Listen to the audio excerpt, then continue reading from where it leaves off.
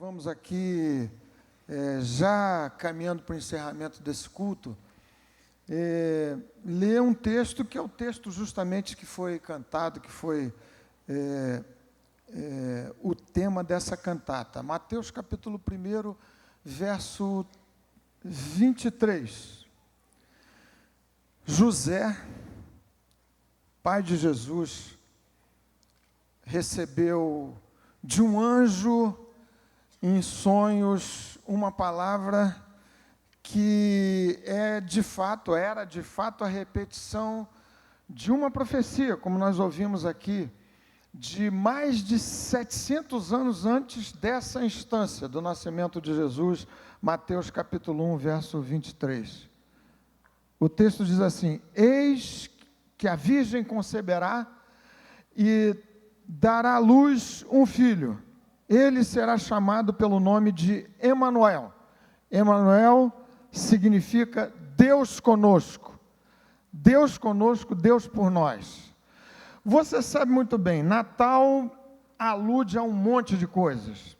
Algumas mais agradáveis, outras pouco agradáveis. Por exemplo, essa é uma época de Moreira César frenética. Quem mora em Caraí sabe como é. Moreira César intransitável, o que eu encontro de crente circulando pela Moreira César é uma beleza, uma maravilha. Para lá e para cá, um tumulto geral. Roberto Silveira, que já não funciona muito bem nos horários habituais. Gente, na época de Natal, não sei o que se passa. Parece que todo mundo compra carro justamente nessa época e resolve sair simultaneamente congestionando aqui esse nosso trânsito que já é terrível.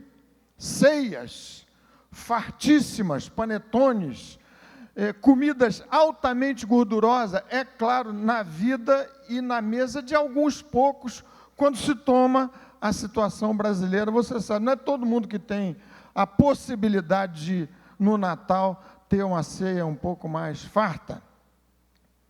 E o que é que se pode dizer daqueles amigos ocultos, aos quais frequentemente eu faço referência, e que são super indesejáveis na vida de alguns? Você passa o ano inteiro, não digo que seja o seu caso, eu estou falando por hipótese, você passa o ano inteiro detestando um cidadão, uma cidadã que trabalha com você, e na época de Natal, aquela situação de você ter que escolher ou ser escolhido, sei lá, amigo oculto. Já contei para vocês aqui da situação que eu vivi, não tinha nada contra a pessoa, acho que ela também contra mim, mas simplesmente não nutria a menor simpatia por mim, não sabia quem eu era, um super amigo oculto envolvendo um montão de gente lá no meu antigo trabalho na Petrobras. De repente, lá me vem o presente de amigo oculto, um cinto que cabia uns 3 de mim, da minha cintura. O indivíduo comprou lá na Saara, eu acho,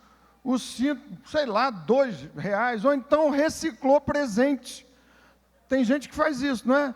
Ganha um presente e recicla na festa seguinte.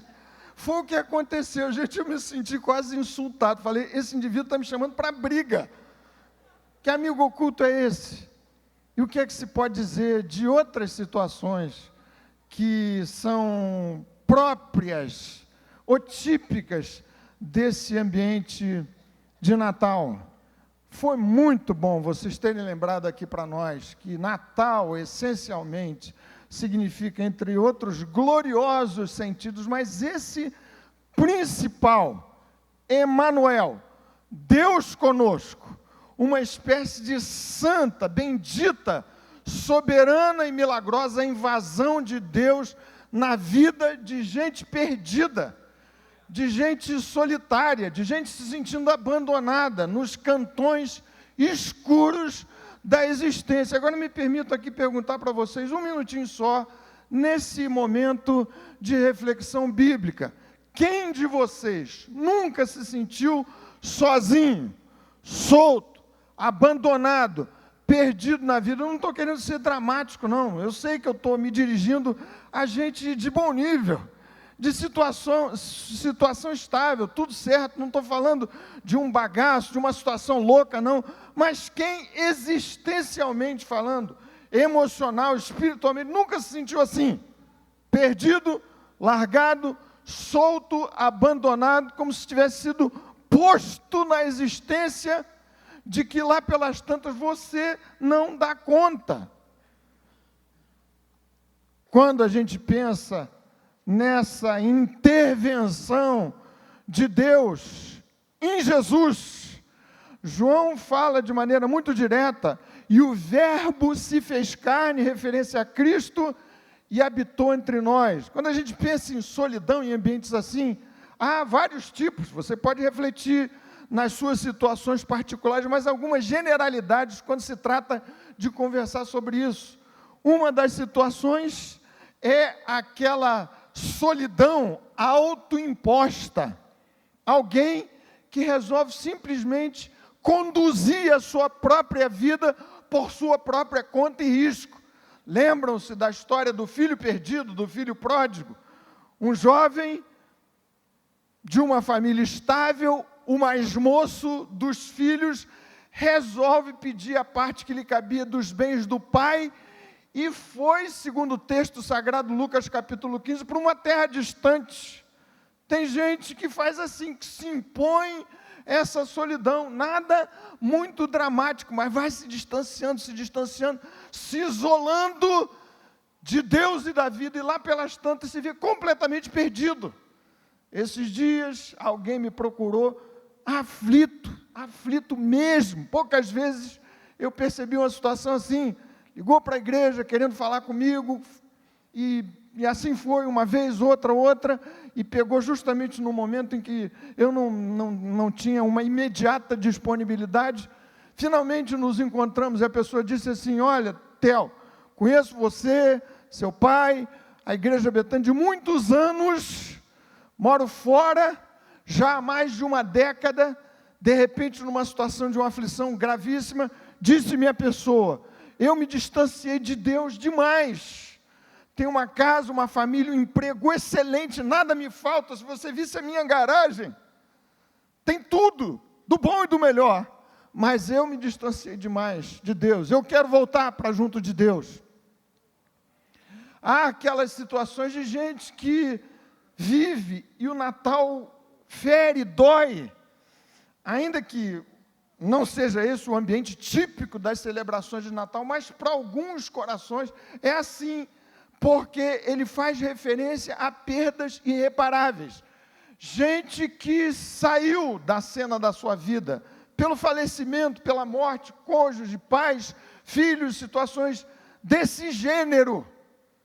Que saudades, eu sei que vocês também vivem de alguma forma isso, mas que saudade me dá de meu pai e minha mãe, em cuja casa vários natais aconteceram, vários natais.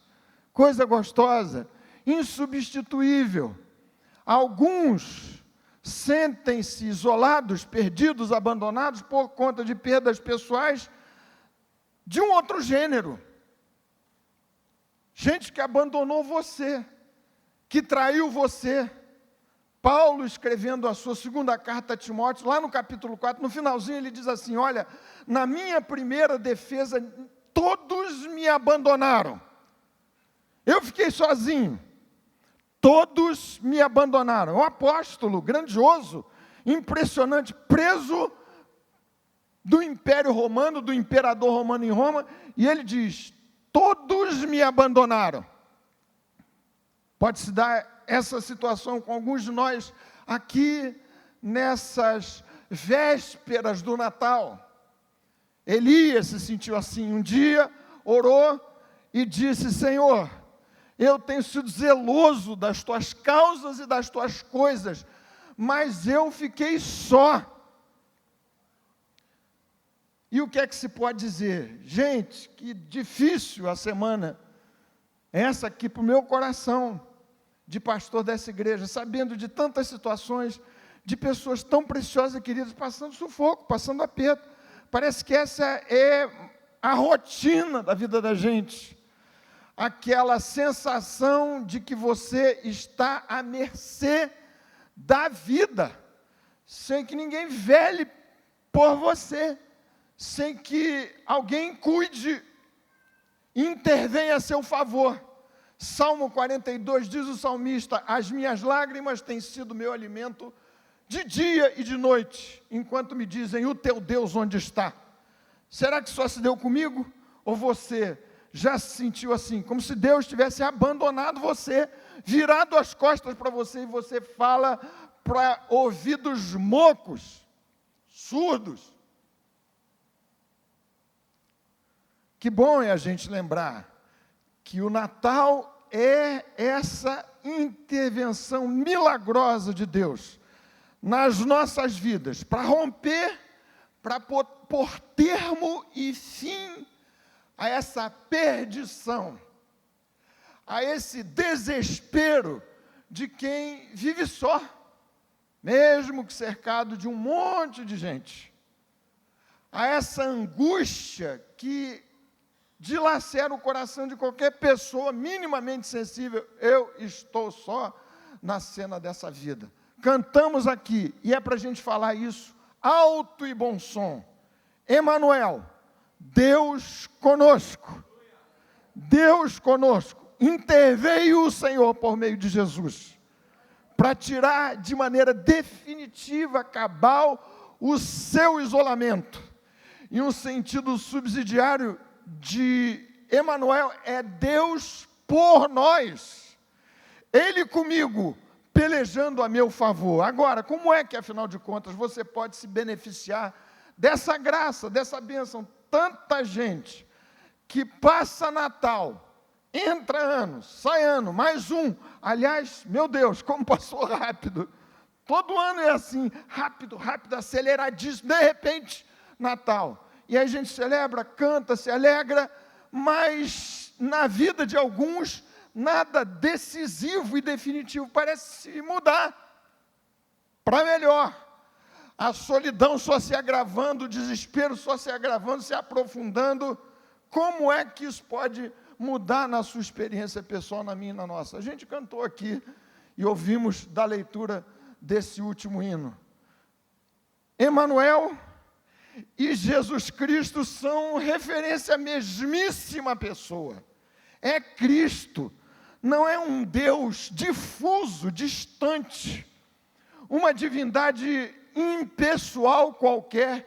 É Jesus Cristo, o Emanuel, Deus conosco. É Cristo, é Jesus. E antes de qualquer coisa, que o Natal seja esse brado para o seu coração, para o meu coração. Eu estou diante do Deus que se fez gente e habitou entre nós, cheio de graça e verdade.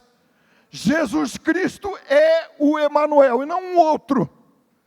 Mensagem para o rei Acais, aflito, da linhagem de Davi, angustiado com o ataque que o seu irmão Israel, junto com o rei da Síria, lhe faziam.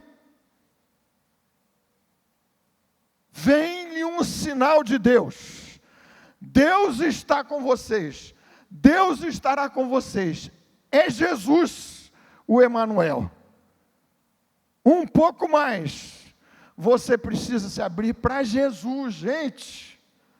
Ou você se define, ou eu me defino, escancaro a minha alma, o meu coração, digo, entre, Senhor Jesus, por teu Espírito, e tome completamente o controle da minha vida, ou senão esse sentido vai se passar. É uma poesia linda, os cânticos são lindíssimos, a época pode beneficiar seu coração, mas é nada mais do que um orvalhozinho para não mudar nada, a menos que você volte para a casa do Pai, a menos que você tome a decisão que aquele isolado, perdido, distante, solitário filho jovem finalmente decidiu fazer. Eu estou distante, eu preciso voltar. Como essa pessoa que me referi há pouco, veio, me procurou, disse, eu quero voltar. Sinto que essa confusão toda em que minha vida se vê metida agora, é como se fosse o clamor de Deus, dizendo, volta, filho.